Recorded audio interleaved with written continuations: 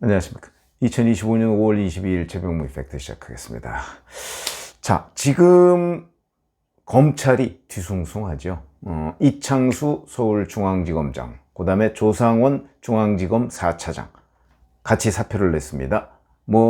건강상의 이유 이렇게 얘기했는데 두 사람이 동시에 건강상의 이유가 발생할 가능성은 별로 없다고 봐야 되는 거죠. 그러니까 여하튼 더 이상 근무하기 어렵다. 그래서 대선 전까지만 근무하겠다. 이런 얘기입니다. 자, 그런데 이 두 사람은 이제 김건희 여사 주가 조작 의혹 사건에서 무혐의 처분을 했던 그 수사선상에 있는 사람이고요. 그 다음에 윤석열 정부에서 바로 문재인 전 대통령 그리고 이재명 지금 민주당 후보에 대한 수사를 주도한 인물들입니다. 이창수 서울중앙지검장의 경우에는 전주지검장 시절부터 수사를 주도했죠.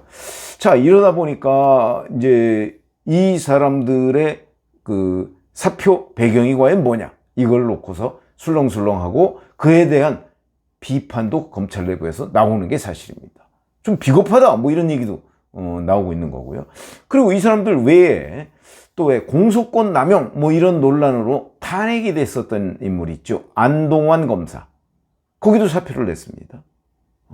그러면 이창수, 조상원, 안동환 이 세 검사의 공통점 뭐죠? 탄핵입니다. 민주당과 이재명 후보의 표적이 돼서 탄핵을 당했던 사람, 국회에서. 그것도 안동환 검사 같은 경우는 저는 그렇게 할 만한 약간의 핑계거리라도 있다고 보는데, 글쎄 이창수, 조상원 이 사람들은 오로지 김건희 여사 무혐의 처분 할 수밖에 없었던 것 아닌가요? 과거에 이성윤 서울중앙지검장, 그 다음에 이정수 서울중앙지검장, 문재인 정부 때 이 사람들이 김건희 여사 주가 조작 의혹에 관해서 무려 13개월을 어마어마하게 수사를 했음에도 불구하고 소환 조사조차 대선 전에 못했었죠.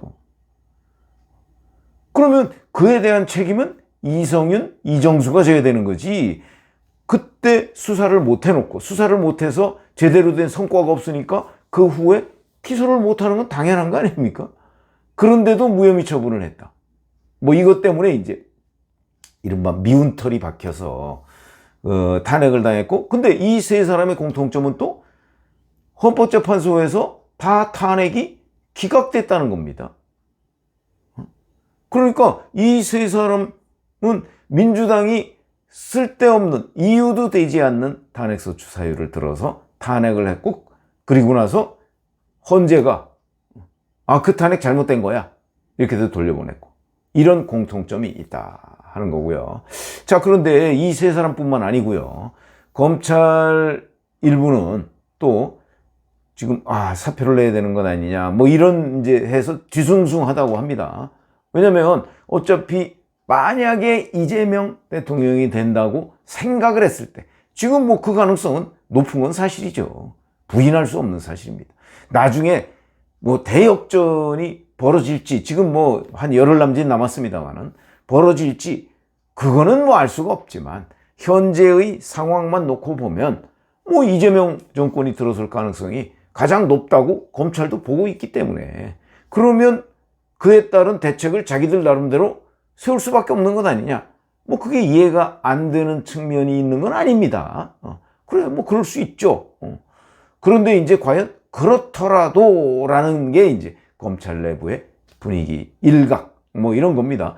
심우정 검찰총장 어제 기자들하고 이제 출근길에 만나서 이런 얘기 했습니다. 검찰은 어떤 경우에도 흔들림 없이 역할을 수행하겠다 이렇게 얘기했고요.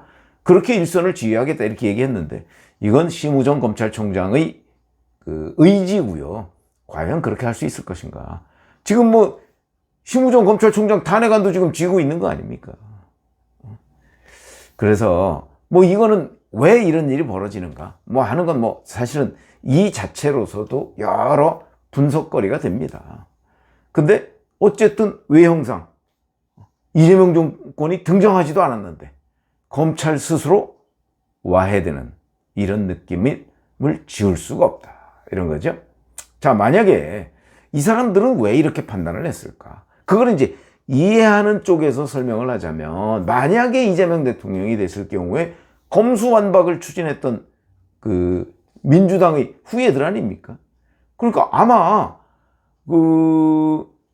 이재명 후보가 지금 공공연하게 얘기하고 있죠. 수사와 기소 분리, 이렇게 얘기하고 있습니다. 저도 수사와 기소 분리는 찬성을 합니다.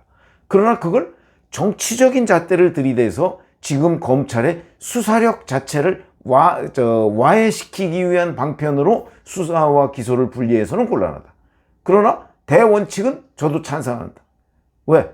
수사를 하는 사람들은 늘 이 수사가 잘못됐더라도 꼭 기소를 하려고 합니다. 이거를 누군가는 견제할 필요는 있는 건 사실이다. 그러나 그거는 제가 의도하는 거와 이재명 민주당 후보가 의도하는 건 완전히 다른 겁니다. 그런 점에서 문제를 지적하고 있는 거고요. 그래서 수사와 기소 분리되면 이제 지금의 검찰청은, 저는 지금의 검찰청이 그렇게 되면 수사청으로 남아야 된다고 생각합니다. 수사 역량 그거 하루아침에 생기는 거 아닙니다. 아니 뭐 예를 들어서 무슨 고등학교에 와서 갑자기 열심히 한다고 그래서 공부 잘하는 사람 별로 없습니다. 뭐 예외도 있지만 초등학교, 중학교부터 이 쌓여온 실력이 바탕이 되지 않으면 고등학교 때 갑자기 공부를 잘할 수는 없습니다. 그것처럼 수사도 마찬가지, 매사가 마찬가지죠. 그러니까 축적이 돼 있어야, 수사의 노하우가 축적이 돼 있어야, 그래야 수사 역량이 되는 거지. 지금 공수처 보십시오. 뭐 도대체 뭐 했다 하면 영장 기각되고, 그거 안 되니까 결국은 나중에 뭐 서부지법하고 뭐 짰는지 어떻는지 모르지만 뭐, 영장 발부받았는데 여전히 논란이 되고, 그래서 뭐 심지어는 구속이 취소가 되고, 뭐 이런 상황까지 된 거 아닙니까? 그렇듯이 지금 검사들의 수사 역량은 우리나라 수사기관 중에서는 가장 앞서 있기 때문에 이거를 기소청으로 만들고 뭐 중대범죄수사청을 새로 만들겠다. 물론 그러면 이제 검사들이 그쪽으로 옮겨가는 방법도 있지만 그 발상, 의도 자체가 수사를 거의 못하게 하겠다는 내 초점이 있기 때문에 그래서 곤란하다는 거죠. 그러면 지금 검찰을 수사청으로 만들고요, 기소청을 아예 별도로 만들면 되죠. 근데 아마 이재명 정부가 들어서면 그렇게 안 할 거예요. 왜? 목표가 수사 기소 분리에 있는 게 아니라 수사 역량을 박탈하는데, 검수완박에 있기 때문에 결국 수사를 못하게, 범죄자들이 흔히 하는 수법 아닙니까? 이재명 후보는 범죄자입니다. 확정된 범죄자입니다. 형량만 안정했을 뿐이죠. 대법원에서 공직선거법 허위사실 유포, 뭐 이미 뭐 벌금 전과가 뭐 4개씩이나 있지만 허위사실 유포에 대해서 유죄 확정한 겁니다. 다만 그 유죄를 벌금을 뭐 500만 원으로 할 것이냐, 뭐 징역형으로 할 것이냐, 이것만 남은 거죠. 그러니까 확정된 범죄자입니다. 이 확정된 범죄자를 지금 유권자들이 찍겠다고, 대통령으로 찍겠다고 하고 있는 거 아닙니까? 그것도 여론조사 보면 다수가 지금 그렇게 생각하고 있는 겁니다. 아마 착각하고 있는 것 같습니다. 대법원에서 파기환송을 한 것이 나중에 서울고등법원에 가서 무죄가 되거나 아니면 벌금 100만 원 이하가 될 수도 있다, 이렇게 생각하는 모양인데, 그거는 이재명 후보 측의 선전선동이고요. 유죄는 확정된 것이고, 다만 형량, 그것도 100만 원 이하가 나올 가능성 없다. 왜? 두 가지, 김문기 골프 문제와 백현동 문제가 다 유죄이기 때문에 100만 원 이하가 될 수가 없다. 명백한 겁니다. 자, 어쨌든 이런데도 불구하고 수사 기소 분리 이렇게 지금 추진하고, 그러니까 검찰 조직은 이재명 정부에서 사실상 와야 될 것이다. 그러니까 여기서 미리 조직을 탈출하자, 뭐 이런 생각도 있었을 겁니다. 근데 그 생각보다는 우리 한동훈 검사 시절 기억하시죠? 검언유착. 그게 말이 안 된다는 거는 한동훈과 당시 채널의 이동재 기자 간의 대화 전문이 공개됐습니다. 여기서 명확하게 드러났죠. 얼마나 말이 안 되는가. 그런데도 그 검언유착으로 한동훈을 수사하고 뭐 온갖 압박을 가했습니다. 이런 게 싫은 겁니다. 한동훈 얘가 싫은 거죠. 이재명 정부가 되면 우선 법무부에서 뭐 징계한다고 뭐 난리칠 거고, 이거는 바로 윤석열 당시 검찰총장 얘기하고 똑같습니다. 그 다음에 한동훈처럼 뭐 검언유착으로 뭘 한다 뭐 이런 거, 검언유착은 아니지만 또 다른 어떤 프레임을 만들어내서 어마어마하게 또 압박을 가할 것이다 하는 부분 뿐만 아니고, 국회는 국회대로 청문회 한다, 뭐 특검한다, 아마 특검의 거의 상시화, 뭐 이게 충분히 예상되는 상황입니다. 그 다음에 검찰 내부에서 또 친명 검사, 과거에 이성윤, 뭐 이정수, 뭐 이런 사람들이죠. 친명 검사들이 이제 자기네들끼리 또 편갈라서 윤석열 사단 압박하고 못살게 굴고 뭐 그러지 않겠습니까? 아마 이런 것들이 이런 걸로 시달리기가 싫다.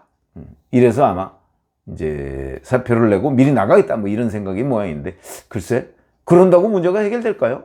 제가 그래서 현실 도피라고 하는 겁니다. 당장 박지원 민주당 공동선대위원장이 이렇게 얘기합니다. 사표가 수리돼서는 안 된다. 직권남용, 직무유기 이런 걸로 수사받고 책임져야 되기 때문에 수사받을 준비를 하는 게 좋다. 이렇게 지금 얘기를 하고 있습니다. 이 사람들의 특징은 말도 안 되는 사유로 탄핵을 받았고, 헌법재판소에서 그나마 바른 판단으로 이제 살아 돌아왔지만, 또다시 이제 한 달도 안 되는 그 훗날에 어떤 일을 당할지 뻔히 보이기 때문에 여기서 도피하겠다 뭐 이런 생각으로 보입니다. 근데 이런다고 본인들이 정말 안전한 곳으로 도피할 수 있을까요? 뭐 저는 그렇지는 않을 겁니다. 아마 이재명 후보 지금 압도적 응징을 주장하고 있지 않습니까? 그게 누구를 겨냥한 걸까요? 바로 윤석열 전 대통령 쪽을 겨냥한 겁니다. 거기에 윤석열 사단이라는 검사들도 당연히 포함되어 있죠. 아마 핵심적인 표적이 될 겁니다. 그렇기 때문에 우리가 과거 윤석열 검찰총장 시절에 추미애 법무부 장관, 이성윤 서울중앙지검장, 뭐 이정수 서울중앙지검장 이런 사람들의 횡포, 그 과정에서 한동훈 당시 검사장에 뭐 3번인가 4번인가 연이은 좌천, 그 다음에 혐의를 조작해서, 그 다음에 대화로까지 심지어는 왜곡해서 짜깁기 해서 검언유착으로 뭔가 한동훈을 구속시키려고 했던 일, 이런 것들이 쭉 오버랩되면서 이재명 후보에 의해서, 이재명 대표에 의해서 탄핵을 당했던 검사들이 아마 동요하고 있고 사표를 내고 있는 것으로 보이는데, 뭐 이런 일이 아마 비일비재할 걸로 보입니다. 그러나 그렇다고 해서 이재명 후보의 정치 스타일상 아마 이 사람들이 현실 도피한다고 피해가지는 못할 것이다. 그러니까 제가 보기에는 오히려 정정당당하게, 만약에 자기네들 수사가 정말 정당한 수사였다, 이렇게 본인들이 스스로 믿는다면 정당하게 대응을 하는 것이 낫다, 현실 도피보다는, 이렇게 생각을 합니다. 거기에서도 또 한동훈의 예가 등장할 수가 있겠죠. 한동훈 그 검사장 그 당시에 사표 내지 않았습니다. 무려 서너 번의 좌천, 모욕, 그 다음에 뭐 후배 검사가 와서 자기를 물리적으로 덮치고 이런 일이 있었어도 사표 내지 않았습니다. 버텼죠. 그래서 오늘날에 한동훈이 있을 수도 있습니다. 만약에 거기서 그냥 한동훈 검사장이 사표 내고 나가버렸으면 그러면 오늘날의 한동훈이 없었을 수도 있다. 꼭 뭐 이걸 위해서가 아니고, 어쨌든 이렇게 사표 내고 현실을 도피한다고 해서 상황이 달라지지 않는다. 저는 그렇게 보기 때문에 이런 상황에 정정당당, 아니 수사 정당하게 했다고 지금 본인들 생각하고 있는 거 아닌가요? 그렇다면 정당하게 대응을 하는 것이 저는 맞다, 이렇게 생각하고요. 현실 도피, 그거는 검사로서의 어떤 직무윤리 뭐 이런 거와 연관시켜 보더라도 그렇게 바람직한 선택은 아닌 것으로 보인다, 이렇게 말씀을 드립니다. 고맙습니다.